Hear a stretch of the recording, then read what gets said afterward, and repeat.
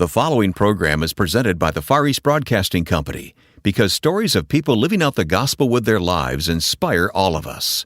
FEBC, taking Christ to the world through radio and new media. Learn more at FEBC.org.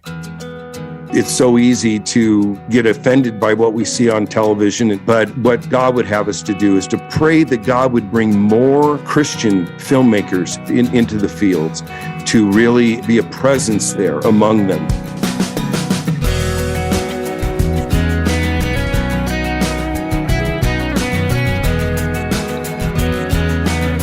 Coming up now on First Person, you'll meet Dan Rupple, who has a heart and vision for reaching the entertainment world for Christ.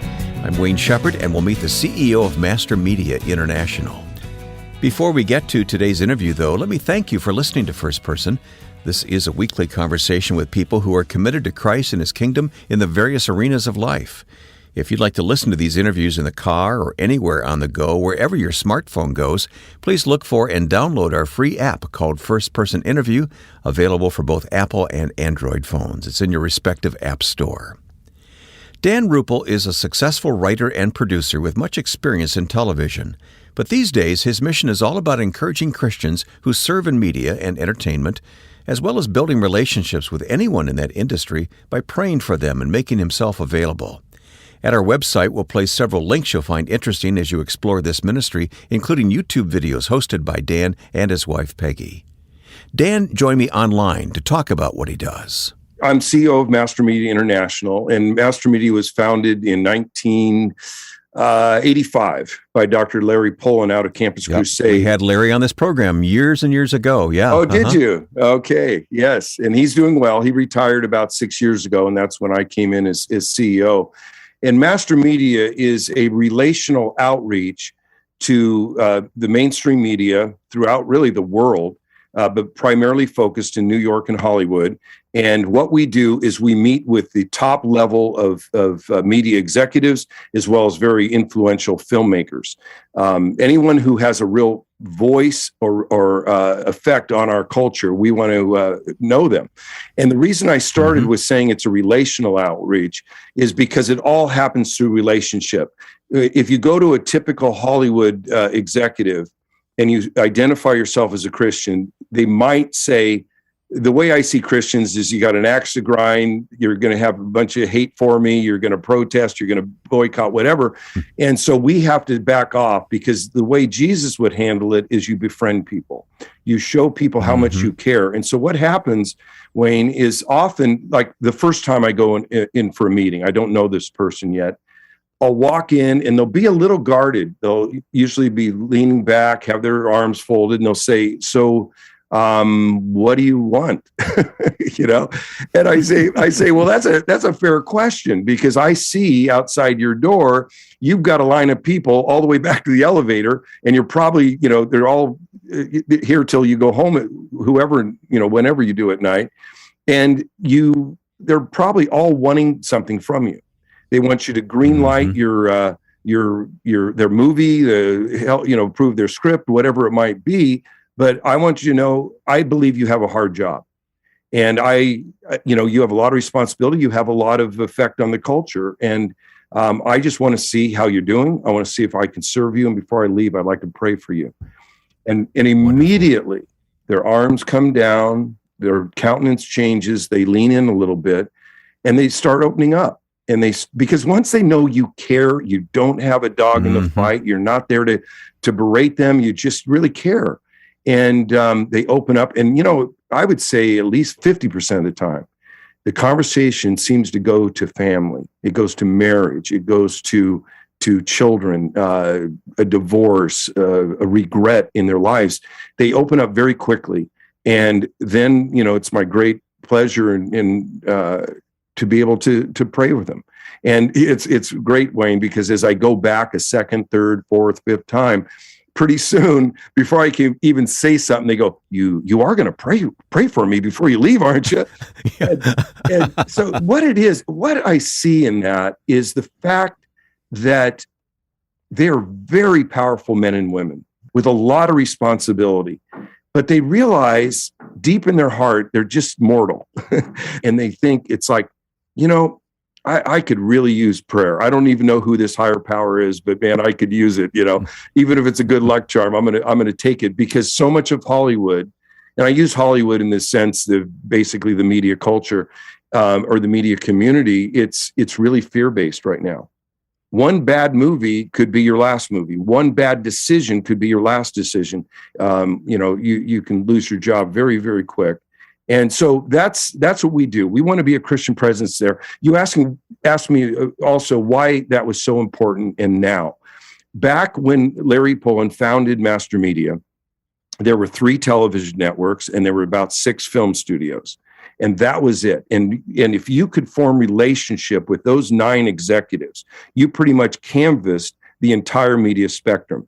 Well, as you know, that's all changed. If you have to set a date, it would be 2005 with the digital revolution. YouTube comes, and what happened is twofold. One, it democratized the media industry. Suddenly, a little kid in Des Moines can get 3 million, viewers on his YouTube channel. Yeah. So it's democratized where Right. you don't have to go through a gatekeeper to get something in front of millions of people. The second thing that happened is it changed Hollywood from a geographic location to a global concept, meaning you could do media anywhere. And that's why we see Georgia, Austin, Texas, Nashville, Vancouver. We're seeing places, and that's just the United States and Canada, but all through Europe and Asia and Africa, people are making film and television content all over the world. It's harder to make that connection because there isn't those 9 people. It's like there's countless people. So the other side of what Mastermedia does is we really are wanting to be an experienced voice of encouragement to the next generation. My wife and I, right before COVID shut us down, we spoke at 16 Christian university in their film programs. We recently brought Act One, which is a master class in screenwriting and producing, as a division of Mastermedia. And another thing we do is, my wife is one of the co-founders of a thing called the Windwriter Forum at Sundance Film Festival. And for the past 18 years, Windwriter, and now in association or affiliation with Mastermedia, we take about 350 Christian film students from 35 universities to the Sundance Film Festival every year for a conversation of faith and film. And the reason that is so important is the independent film movement, which is really spearheaded. The flagship is Sundance. It's the most influential film festival in the world. And what happens is we say the Sundance winner of today is the Oscar winner of tomorrow. And that's really where the new voices are emerging. And so we want to form relationship with that independent film community early on. So we developed relationships with Ava DuVernay, Ryan Coogler before he did Black Panther. These people who, 1 or 2 years later, they're on the cover of every magazine and they're doing all the, box office breaking films. We are forming a relationship with them early on. We ask if we can pray for them. And it's a great strategic way to approach it. It really is. And the other thing I like very much, and we'll talk more about this in a few minutes, that you have the Media Leader Prayer Guide, the calendar that you put out, which is so encouraging as it tells us who to pray for and why we're praying for them. And we'll get to that in a few moments. But I want to talk about you as well, Dan, because you have your own story to tell. First of all, I got to take you all the way back to Isaac Airfreight. Yes. Now, I remember, and I'm sure some listeners do as well, this was a comedy troupe that you did some very successful albums. And tell me about Isaac Airfreight. You were one of the founders, right? You were the founder? Yes, I was. And it goes back to when I was 15 years old. I was not a Christian. And I entered high school. And in the drama department, the teacher introduced me to a new thing called comedy improv. And I just took it like a duck to water. It's like, this is awesome. You just get up on stage and you just be funny and you make stuff up. Could anything be greater? So what sounds like a dream, huh? It did. It was just in line with everything I love to do. And so what happened is in the theater department, our teacher formed a little troupe. And then we did shows, in the theater department for parents and et cetera. And I got this idea, and I said, why don't we form kind of a group, an actual group, not just in this school, but so we took about the best 4 or 5 improv players. We formed a group. We started doing like high school assemblies around the area, things like that. And then I got the real bold idea, and you might say a little naive too, but I said, why don't we go up to Hollywood and play the comedy clubs? They just opened the Comedy Store, and there were all these clubs. They were beginning to open in 1970-ish. And I said, let's just go up there. So we started playing in the clubs. And I would lie about my age. Like I said, I wasn't a Christian because they serve alcohol there. You know, and one time at the Comedy Store, they busted me and they said, you're not 18. And I said, no. And they said, well, they said, well, you can go on anyway. Here's what you have to do. I want you to wait in the bushes. And there's this little door there. And we're going to introduce you. And as soon as we introduce you, you can step onto the stage and do your set and then go right back through the bushes and never get into the bar area. So anyway, so we did that, Wayne, on into our college years. We were a 3-man group at that time. And we were opening for Lily Tomlin. We were doing really well. And in 1975, Lorne Michaels sent a team out to scour the clubs of Hollywood looking for improv groups. And he narrowed it down to my group and Al Franken and Tom Davis. And they went with Al Franken and Tom Davis. And thank God they didn't go with us, because 2 years later, I came to Christ. And I really came to Christ. I mean, I just fell on the floor convulsing, saying, God, wow, and my life is yours, my talent's yours. I'm just all in, whatever you want from me, Lord. And I knew the first thing I had to do was leave the group, because we were kind of doing blue humor, you know, you can imagine, in clubs. And so I show up at rehearsal, again, a 3-man group. And I said, hey, guys, I got to tell you, I just gave my life to Christ, and I'm going to leave the group tonight. And I turned to my one partner, Dave Toole, and he says, well, last week I came to Christ and I was going to leave the group tonight. Really? And I turned to my third partner, Larry Watt, and he said, last week I rededicated my life to Christ. And so we just said, well, maybe we can do this as Christians. And that was really the birth of what we know today as Christian comedy. And there's much more we'll learn from Dan Rupple about praying for the entertainment world next on First Person. I'm Ed Cannon. The Far East Broadcasting Company partners with First Person because we celebrate the stories of people everywhere who have given their lives to Christ and serve Him. Our broadcasters in 50 countries of the world hear stories every day of people whose lives are transformed by the gospel and who have faithfully been taught God's Word. In addition to First Person, I'm pleased that Wayne and I host a podcast, and we invite you to join us. Listen to Until All Have Heard at FEBC.org. That's FEBC.org. My guest is Dan Rupple, who is CEO of Mastermedia International, ministry reaching the media elites of this country. It's a great strategy for the kingdom to pray for these folks and to just influence them for Jesus Christ. And I think a lot has been accomplished through the years by Mastermedia and still is being accomplished today. But we're hearing Dan's story as CEO of how he came to this and how the Lord laid this ministry on his heart. Dan, we told the story of you coming to Christ rather dramatically as a young man from that comedy troupe and had to change your ways. It became a Christian comedy troupe then, Isaac Air Freight, right? And you were off and running, but you became a television producer. Tell me the rest of your career.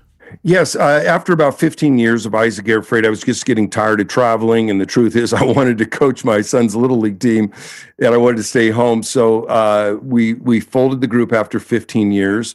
A short stint, I went into radio, and I co-hosted a morning talk show with my buddy, musician Bob Bennett. Mm-hmm. And then after that, I won't go into the long story, but God miraculously opened the door for me to come in at CBS Television to be the supervising producer of The Price is Right. Okay. And for the next 10 years, I was supervising producer of The Price is Right. This is back in the Bob Barker years. Come on down, and, sure. Come on down. And that was a treat to be able to do that show for all that time. And then a couple years later, after I started CBS, David Letterman signed away from NBC and came to CBS, and he wanted to do some shows in LA. And I got that choice job. And for the next 8 years, I did all activity for the David Letterman show outside of New York City. Sometimes he'd do shows in LA, he'd do them in San Francisco, but then he'd also send his mom to the Olympics or the Oscars or something. I remember those times, yeah, sure. Yes, I'd produce all those shows. So I did that for the next 8 years also. Yeah. Well, again, you've had such an interesting career there.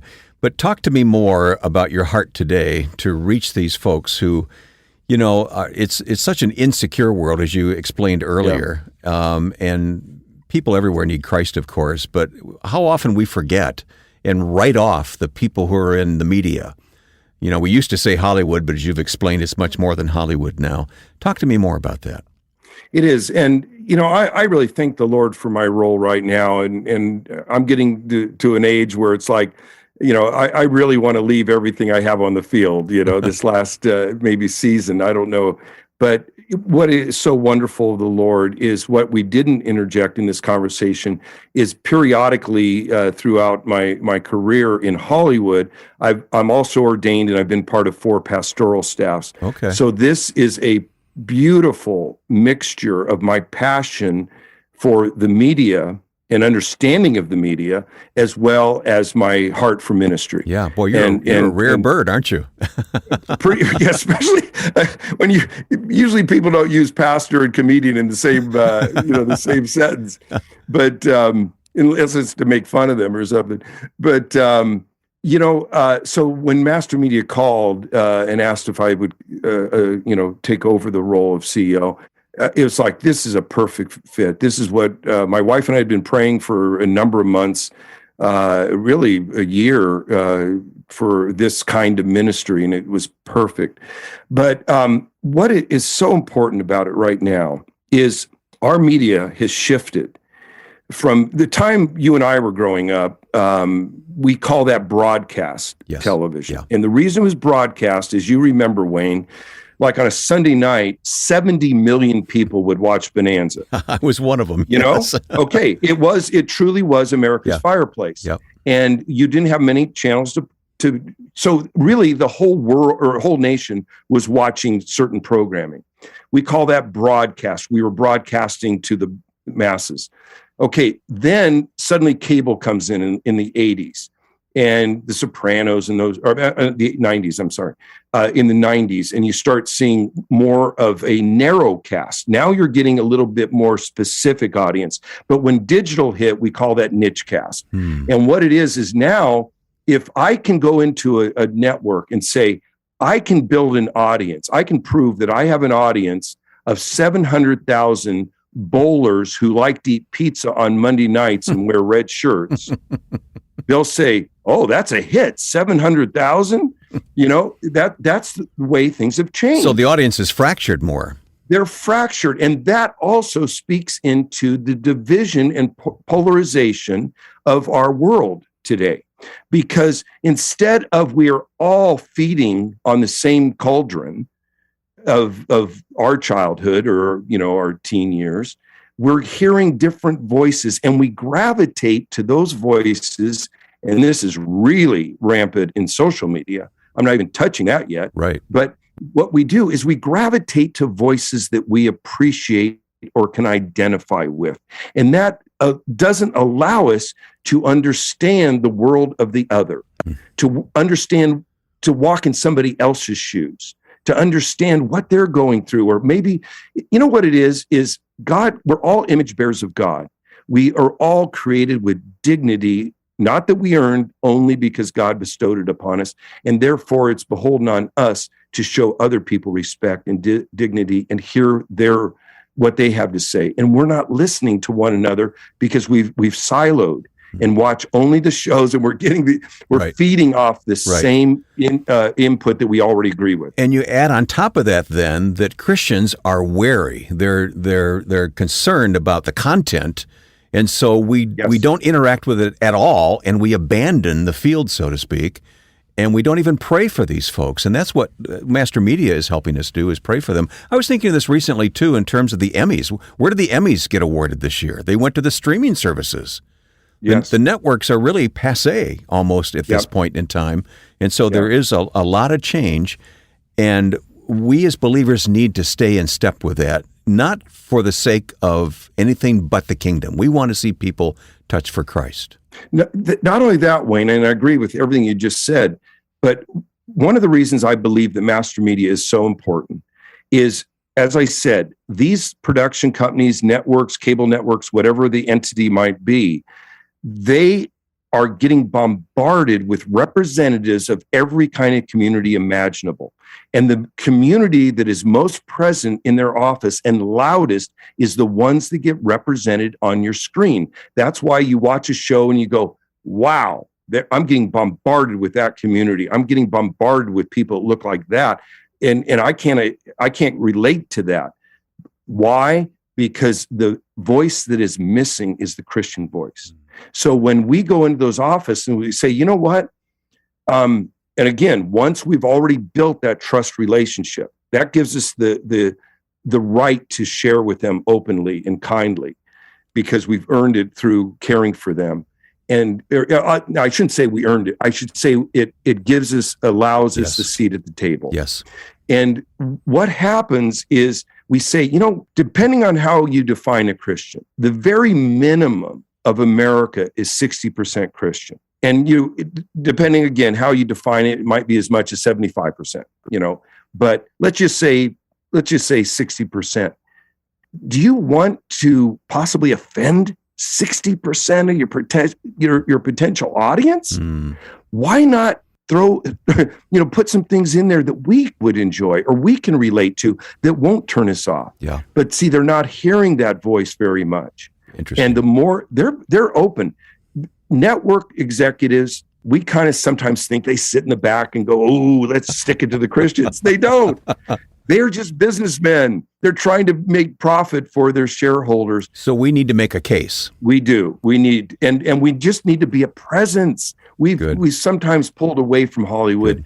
God would have us to be a Christian presence wherever He's called us. Well, Dan, I thank God for you and for those like you who are reaching out to the media folks in this country and really representing the kingdom there. It's so encouraging. It's so easy to get offended by what we see on television, and some of it is very offensive. But what God would have us to do is to pray. Yeah. As you mentioned, we have our prayer count, but pray, not only pray, but pray that God would bring more Christian filmmakers into the fields to really be a presence there among them. And it may not just be a big, huge film executive or a big, huge filmmaker. It might just be a grip, somebody on a sound stage that can really be a Christian presence and bring the love of Christ throughout the media community. That's Dan Rupple, CEO of Mastermedia International, and our guest here on First Person. There's so much more to Dan and Mastermedia than we had time to discuss on the program, so I encourage you to go to our webpage and follow the various links provided, especially for the Media Leader Prayer Calendar, which you can receive each month. That's firstpersoninterview.com. Taking the message of Christ into the world, whether it's the media world or the unreached people of the world, is also the mission of the Far East Broadcasting Company. Would you take just a few moments this week to learn more about FEBC? One thing you can do in exploring the FEBC.org website is listen to Until All Have Heard, the podcast I host with FEBC President Ed Cannon. Interesting information there at FEBC.org. Now, with thanks to my friend and producer Joe Carlson, I'm Wayne Shepherd. Join us next time for First Person.